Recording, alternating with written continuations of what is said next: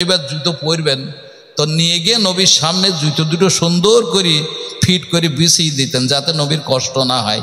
জোরে বলুন আলহামদুলিল্লাহ। আল্লাহর নবীর এই খেদমতটুকু উনি করতেন খুব মনে প্রাণে অন্তর থেকে শ্রদ্ধা ভক্তির সঙ্গে করতেন।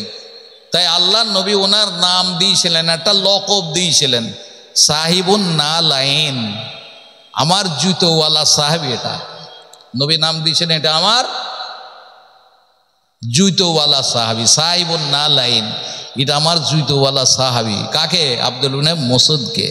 এটা একটা পরিচয় দিলাম ওনার। আর একটা পরিচয় হচ্ছে আব্দুল ইবনে মাসউদ রাদিয়াল্লাহু আনহু যতগুলো সাহাবী ছিলেন সব থেকে বড় লয়ার ছিলেন উনি। ওনার মতো বড় লয়ার সাহাবাই কেরামদের মধ্যে আর অত বড় লয়ার ছিলেন না। উনি সাহাবাই কেরামদের মধ্যে সব থেকে বড় লয়ার। যখন আল্লাহর নবী বাইরে কোথাও যেতেন তো সাহাবাই কেরামদের বলে যেতেন, বাবা আমি 2 দিন থাকবো না, 3 দিন থাকবো না, 1 সপ্তাহ থাকবো না, 1 সপ্তাহ সফরে যাচ্ছি, ফিরে আসবো।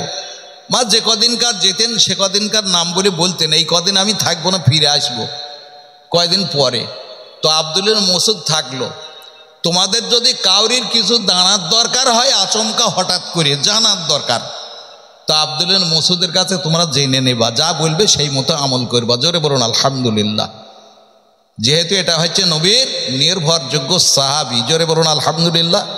তাই সেই আব্দুল ইবনে মাসউদ হাদিসটা বয়ান করছেন, তার হাদিসটা দিয়ে আজকের বক্তব্য আমি শুরু করতে চাইছি। আব্দুল ইবনে মাসউদ বলছে, রাসূল পাক সাল্লাল্লাহু আলাইহি ওয়াসাল্লাম একদিন মসজিদে নামাজ পড়লেন। নামাজ পড়ে সাহাবাই কেরামদের দিকে ঘুরে বসলেন।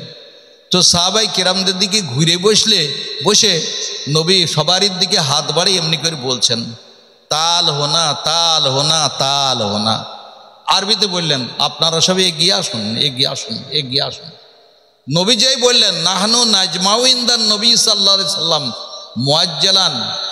তো আমরা নবীর এই কথা বলার সাথে সাথে খুব তাড়াতাড়ি জলদি দেরি না করে সব মজলিসের সামনে নবীর সামনে এসে গ্যাদারিং করে জমে বসে গেলাম। জোরে বলুন আলহামদুলিল্লাহ।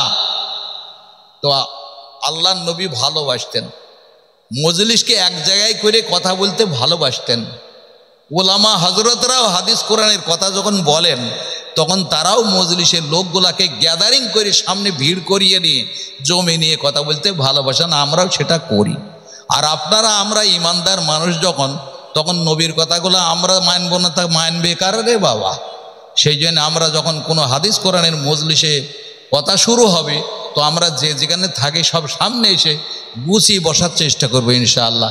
এ ভাই একা একা বসে আছেন কেন ভাই? আপনি এগিয়ে আসেন, এদের সাথে পাশে বসুন, এগিয়ে আসুন। কোনো অসুবিধা না থাকলে এখানে পাশে বসুন। হ্যাঁ, ভালো লাগবে, ভালো হবে। একা বসে থাকবেন কেন? শীতের সময় যদি মানুষের মধ্যে থাকেন একটু গরমও ধরবি, আর একা যদি বসে থাকেন তাহলে শীতটা একটু বেশি লাগবে। ভেবে দেখবেন, কথাটা অবশ্যই বাস্তব কথা। সেই জন্য দূরে না থেকে যে ভাইগুলা দূরে আছেন মজলিসে আসুন। আমি বক্তব্য রাখার জন্য এখানে এসেছি তা নাই, আপনাদের একটু গোছগাছ করিয়ে দেব। বক্তা আছে, বড় বড় বক্তার নাম করা।